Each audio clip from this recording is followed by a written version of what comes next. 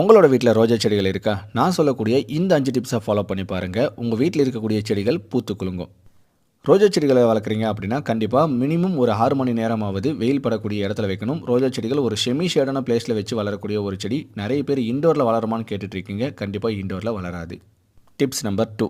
ரோஜா செடிகளை பொறுத்த வரைக்கும் பூத்து முடிச்சதுக்கப்புறம் செடிகளை கட் பண்ணி விடணும். அதாவது ப்ரூனிங்னு சொல்லுவாங்க. இதை செஞ்சால் மட்டுமே அடுத்த தளிர்கள் வரும். நிறைய பேர் பூக்களை கட் பண்ணாமல் இருப்பீங்க. இதுக்கப்புறம் பூக்களை கட் பண்ணிடுங்க. Tips number 3.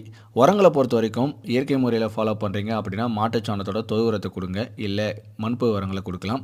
இல்லை நாங்கள் செயற்கை முறையில் ஃபாலோ பண்ண போகிறோம் அப்படின்னா டிஏபி, டை அமோனியம்னு சொல்லக்கூடிய இந்த கெமிக்கல் ஃபெர்டிலைசரை கொடுத்தீங்கன்னா உங்களோட செடிகள் நர்சரியில் பூத்து குலுங்குற மாதிரி அதிகமான மொட்டுக்கள் வைக்குங்க. Tips number 4.